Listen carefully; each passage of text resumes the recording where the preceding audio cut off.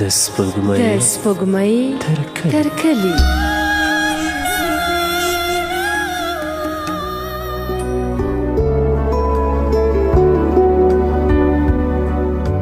سلامونه د سپوږمۍ تر کلي د خپرونې درنو مینوالو ستړي مشئ.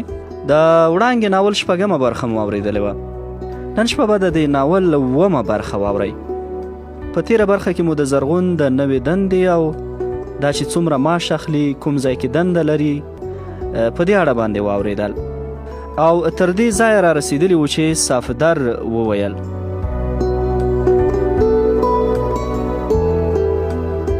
رښتیا وایې، ته څه فکر کوې؟ که همدا د زرغون معاش لاجبر کاکا ته ورکړې نو په همدا سپینه ږیره به ور نه شي؟ ګلمیر ورته وویل ورتګ څه چې والله په سینه خو ور وڅښېږي. صفدر وویل ګلمیره ورکې کړه، هسې نه چې سبا مو خدای د ده په ګناه ونیسي، مه یې یادوه. ګلمیر وویل اوهو ښه وایې، نو څه کوې؟ ما سره چایو ته ځې؟ صفدر وویل نه، کور دې ودان درځه. دا چې تر دې وروسته څه پیښیږي دا به په دې برخه کې واورو. سره تړلی لیک. زرغونې یوه اونۍ ټوله په دې سوچونو کې تېره کړه چې وړانګې ته څه وړ د زړه بوخڅې پرانیزي او څنګه یې وپوهوي چې دی ورسره مینه لري. کله به یې ویل راځه ورشه او لکه د لونګ ایسته ورته ووایه چې خوښه مې.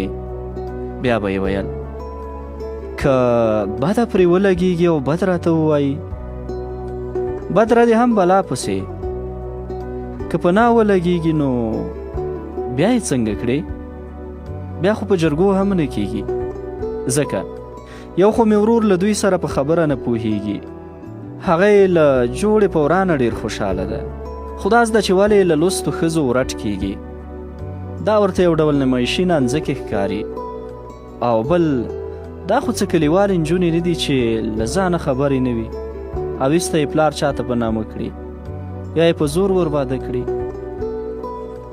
ډاکټر خادمن خو ولاکه په 100 کاله کې هم دا کار وکړي، په دې چې تعلیم یې کړی، ډاکټر دی، د لور خوښې ته ګوري، چې د لور خوښې یې نه وي ولاکه د بزرګ د زمانې زوی هم شال پرې واچوي او یا ورته ووایي چې اوبه راکړه. کله به یې ویل راځه ګلمکۍ ته ووایه چې ور یاده یې کړي. بیا به یې ویل هوښیارانو ویلي چې له پردي لاسه مار هم مه وژنئ، دا خو لا د 2 کسو د ژوند خبره ده، کار به کار ونه شي او په لوی لاس به مې ځان ته بلا بوټولې وي. ځکه ګلمکۍ خو ښه درته معلومه ده سبا به یې داسې ډنډوره در پسې جوړه کړې وي چې بیا به یې نه په لر پوهېږي او نه په بر. وړانګه به هم خپوي او وایي به چې داسې خبره ونه په خپله به دې راته ویلې وه، دنیا دې ولې را باندې خبره کړه، بیا به نو له تا سره هم ځواب نه وي. له هغې نو بیا څه جوړېږي، ځکه تو کړې لاړې بیرته راجګېږي خو کړې خبره نه راګرځي. په زرغون رڼا ورځ توره شپه وه، لوری لودن ترې ورک وه چې څه وکړي. نن یې نو بیخي وار خطا و په دې چې د اختر د رانږدې کېدو له امله ایله یوه ورځ رسمیت پاتې و. له ځان سره یې ویل زرغونه بچو، همدا یو نن او سبا ورځ ده، که څه دې وکړه هغه دا و، که له سبا پاتې شوه نو بیا لاسونه مروړه. کره یې ورځې همدا سوچونه کول چې څه وکړي، په داسې رنځ اخته و چې نه یې فریاد کولی شو او نه یې په درملنه پوهېده، د ډانګ او پړانګ تر منځ ګیر و. نن ورځې هم په همدې کرلو وریبلو تېره کړه. د ماسخوتن په لمانځه کې سوچ ورولوېد چې راځه لیک ورته ولیکه، یو خو به یې ښه په زورو زیر پوه کړي او بل به څوک خبرېږي نه، ځکه یوازې زما او د دې تر منځ به راز وي، که غوسه هم کوي نو بل څوک به نه خبرېږي او که خاندي د پردې خبره به وي. په همدې امنا شوه. د شپې چې سر کېښود نو بیا یې هم تر ناوخته خپل عقل او فکر په کار واچاوه. نو له دې بله ښه لاره په نظر ورنغله، پورته شو، ګروپ یې روښانه کړ، ټوله خونه یې لټ په لټ واړوله، له 2-3 کتابونو او مجلو مه واره نوره یې دومره سپینه پاڼه پیدا نه کړه چې ملا یې دم کړي. بیرته څملاست او ویې ویل که خدای ته منظوره وه او سهار د خیره دفتر ته ورسېدم نو لومړنی کار به مې همدا وي چې ور به له دننه خوا له ځان پسې بند کړم او همالته به یې په ډاډه زړه ولیکم. زرغون چې څه له موټره ښکته شو نو له چا سره یې سلام کلام هم ونه کړ. سر یې کړک ونیو او سیخ خپلې کوټې ته ننوت. ور یې له دننه خوا ځان پسې بند کړ. په خپله څوکۍ کېناست. کتابچه یې پرانستله. قلم یې ښایسته شیبه په شونډو کېښود او په سوچ کې و. تنده یې سره راټول کړ. د قلم سرپوښ یې لرې کړ. د کتابچې په لومړنۍ کرښه یې ولیکل: د رڼا په څېر ښکلې، واورینې، ګلورینې او د ځان په څېر پستې مستې وړانګې، د مینې پیرزوینې او سلامونه مې ومنه. لږه شیبه ورته سوچ کې شو. یوازې سترګې او شونډې یې ښورېدلې. سر یې د نا په دود 3 ځله وښوراوه. بیا یې قلم پرې راتېر کړ. لیکلې جمله یې سر تر پایه ټوله ړنګه کړه. پاڼه یې واړوله. د پاڼې په پاسنۍ برخه یې 280 ولیکل. ورپسې یې لنډ او ساده ولیکل: اغلې وړانګې، سلامونه، روغه سوکاله او پتمنه اوسئ. ستا خوښي او روغتیا زما یوازینۍ هیله او دعا ده. ګوره وړانګې، هیله ده تر پایه لیک په سړه سینه او سړو مغزو ولولې. ډېره هڅه مې وکړه چې دا هر څه درته مخامخ ووایم، خو ستا د ښکلا او حیا جادویي اغیز ګونګی کړم. د خدای خواري مې وکړه، خو یوه کلمه مې هم په ژبه رانغله. بیا مې ویل چې د ګلمکۍ په خوله درته ووایم، خو په هغې مې هم باور ونه کړ. ما ویل چې هغې به سبا داسې ډرامه ترې جوړه کړې وي چې بیا به زه هم خفه یم او ته هم. د ځان په خفګان خو نه یم، ستا اندېښنه راسره ده. خدای دې له اندېښنو خوندي لره. نو د دې لپاره چې خبره یوازې زما او تا تر منځ وي او دریم کس پرې خبر نه شي، نو لیک مې غوره وګاڼه، ځکه چې لیک بې خولې او بې ژبې ده. د راز ساتلو ډاډ پرې کېدلی شي. چې ته یې ونه ګډوې نو په خپل سره نه ګډېږي.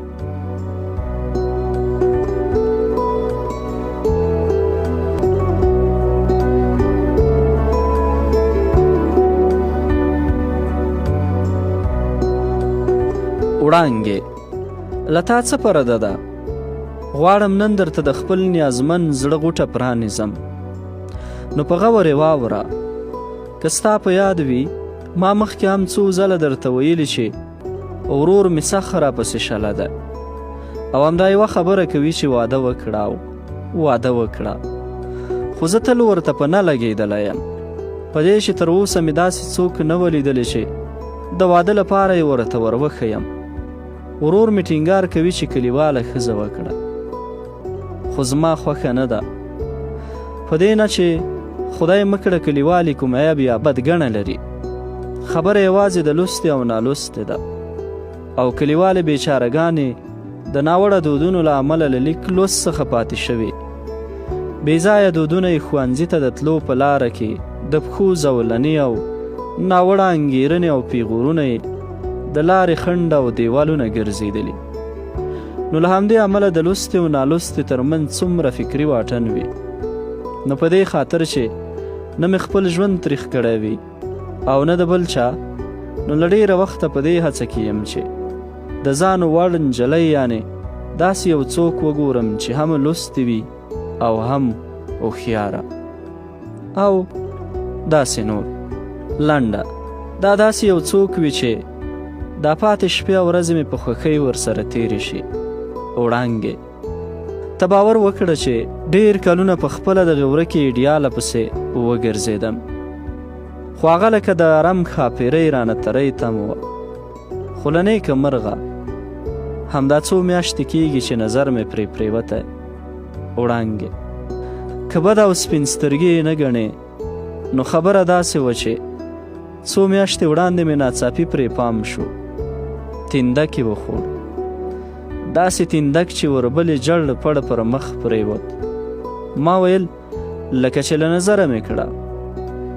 د خدای لورینه وه چې په لاس لګولو یې ځان تکیه کړ. لکه د چندڼو ونه کږه شوه خو ماته نه شوه، یعنې نږدې وه چې په سپیرو پوټیو کې پړ مخې راولویږي. باور وکړه چې د هغې په لیدو زما زړه په دربا شو، خو کله چې ونه لوېده نو ما هم شکرونه وایستل. اوس خو به دې پیژندلې وي، ځکه وایي چې څوک ځان ونه پیژني نو خدای نه پیژني. نو هغه د چندڼو ونه تاسو یې. باور وکړه له کومې ورځې مې چې لیدلې یې نو له همغې ورځې مې د زړه ستنې درپسې کږې دي. ایله چې د ژوند په معنا او رنګینیو پوه شوی یم. دا یې لا څه کوې؟ دا تیر ځل چې کلي ته تللی وم نو ټولو راته ویل زرغونه لکه چې په ښو مزو دې سر دی، ځکه ښه سور او سپین مخ دې کړی. ما ویل اوهو شکر دی، خدای مې دې روزي کړي وړانګې.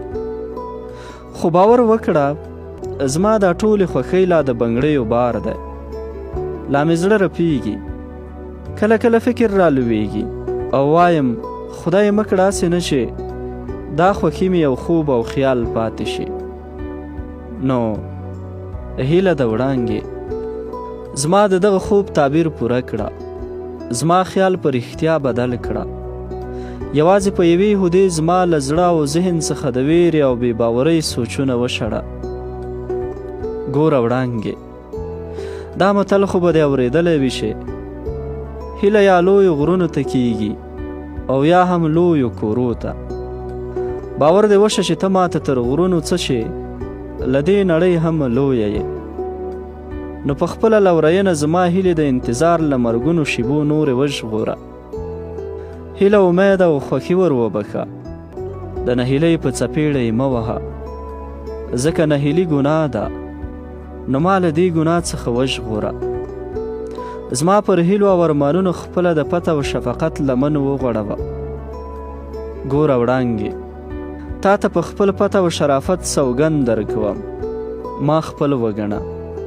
زما او ستا په خپلوي کې د دواړو د ژوند خوښۍ او رنګینۍ نغښتې. زه یې وینم او باور لرم چې دغه رنګینۍ به خامخا خوښۍ راوړي، پریمانه خوښۍ، داسې خوښۍ چې دنیا به یې نندارې ته لاس تر زنې شي. وړانګې، زه در سره دا ژمنه کوم چې ستاسو ټولو لورینو او خوښیو ته په خپل له مینې او عاطفې ډک زړه کې ځای ورکړم او لکه د ګل داسې به یې پالم. وړانګې، زه بیړه نه کوم په دې چې بیړه د شیطان کار ده.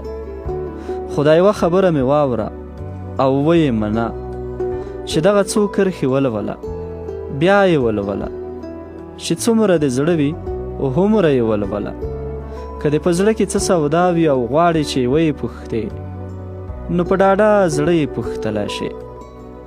اوهو وړانګې، که زما په څېرې د مخامخ پوښتلو زړه نه شي کولی نو ما ته په یوه ګوته کاغذ ولیکه چې زرغونه په فلانۍ ورځ په فلاني وخت راته زنګ ووهه. ته بیا یوازې همغه وخته منتظره اوسه او وګوره چې ستا زرغون په همغه ټاکلي وخت درته ټلیفون شرنګوي او که نه. اوهو که ټلیفون کې هم درته سخته وي نو خیر دی، لیک راته ولیکه. که د لیک لاس په لاس نشو راکولی نو زما د میز په خانه یا یې په کوم بوټي کې کېږده یا یې له کومې معلومې تیږې لاندې کړه. بیا راشه او زرغون ته ووایه ورشه په هغه بوټي کې یا له هغې تیږې لاندې څه شی دی ویې ګوره. ته بیا ګوره چې ستا له دې خبرې سره به زرغون د سترګو په رپ کې ځان ور رسولی وي. اغلې وړانګې، نوره نو ته خوښمنه یې، په دې ټولو کې چې هره یوه ښه درته ښکارېده نو هماغه وکړه. خو که زما منې راځه دا چوپتیا ماته کړه.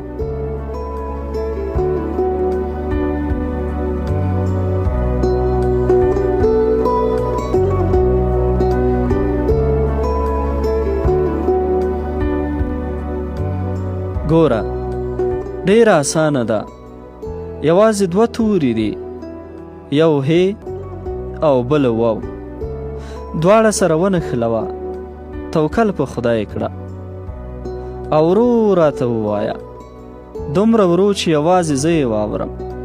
په کراره راته ووایه چې زرغونه هو. وړانګې ته خبره یې چې ستا همدا یوه هو ماته ژوند رابخي، خوښي رابخي، د ژوند معنا رابخي، هر څه رابخي. په قرآن کریم کې خو به دې لوستلي وي چې د یو تن د ژوند په ژغورلو سره خدای تعالی انسان ته دومره ثواب ورکوي لکه ټوله نړۍ چې د مرګ او تباهۍ له کندې څخه ژغورلې وي. راځه په همدا یوه هو د خپل زرغون ژوند وژغوره. خدای مهربان ده، خدای به درته د همدې یوې هو او د زرغون د ژوند په ژغورلو سره د دې نړۍ هومره ان تر دې هم زیات ثواب درکړي.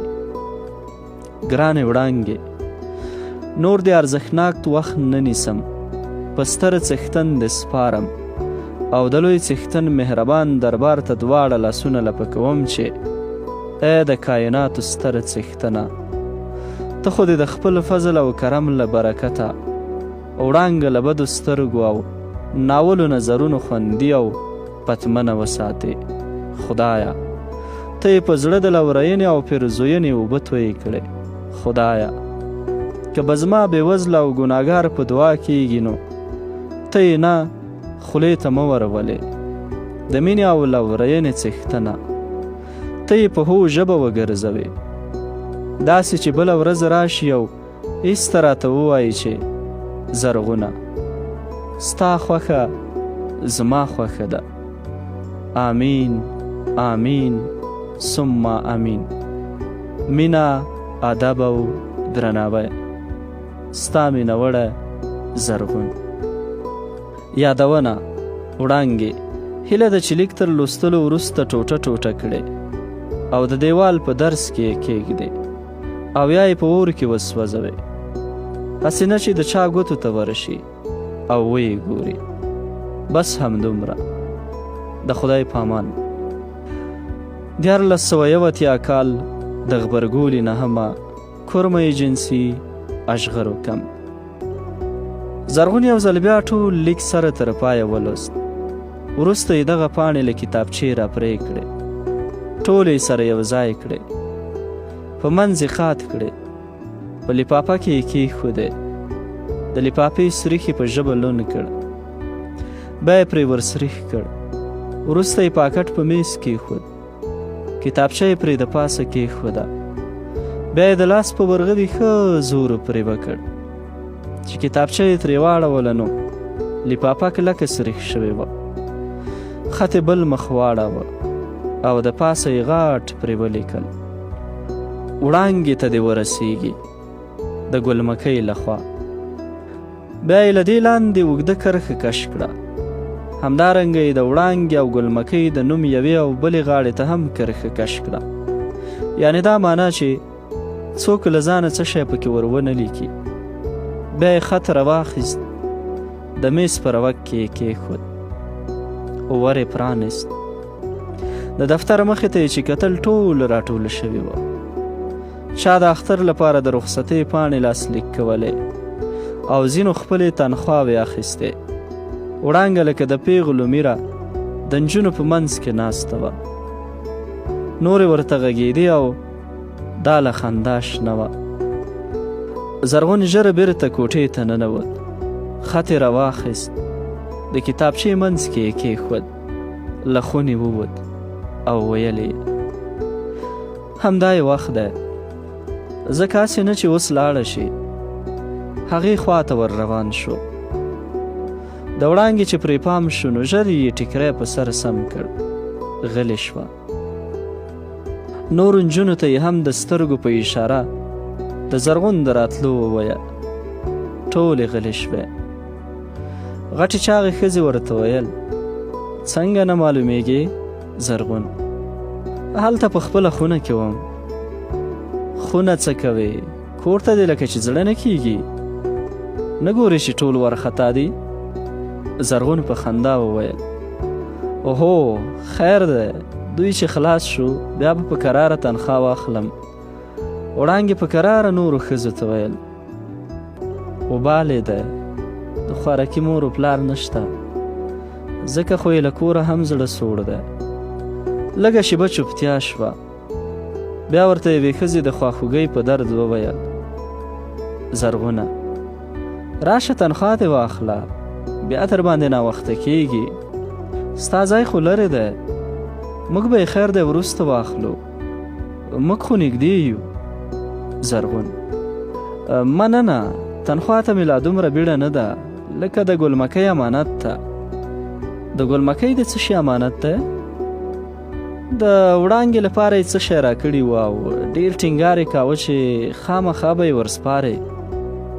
نو وړانګه خو دا ده ورې کړه او ایسته ځان ترې بېغمه کړه. سمه ده، وبښئ وړانګې، که تاسو راشئ. وړانګه له ځایه پورته شوه، پلو یې سم کړ، په لمن یې لاس کش کړ او د زرغون خوا ته روانه شوه. زرغون د نورو ښځو له سترګو ځان د دیوال لورو ته پناه کړ، خو داسې ودرېد چې دی پناه خو وړانګه ښځو ته ښکارېده. ویل که بیخي پناه شي نو هسې نه چې ښځې بل څه شک پرې وکړي. کتابچه یې پرانیستله، لیک یې راواخیست او وړانګې ته یې ونیو. دا دی وړانګې، دا د ګلمکۍ لیک دی. وړانګه مننه. کله چې وړانګه روانېدله نو ورته ویې ویل رښتیا هغې ډېر ټینګار کاوه چې یوازې دې وګوري، نو پټې کړه، نورو ته یې مه ورښکاروه، هسې نه چې کومه د راز خبره پکې وي او نور یې هم ولولي. وړانګې ویل سمه ده. له دې سره یې خط په تخر کې ونیو، ټیکری یې په ځان خپور کړ او زرغون ته یې ویل لاسي بکس مې هلته دی، بیا یې په لاسي بکس کې ږدم، اوس به یې همدلته پټ کړم چې دوی رانه ونه ګوري. زرغون ورته مسکی شو او وړانګه روانه شوه.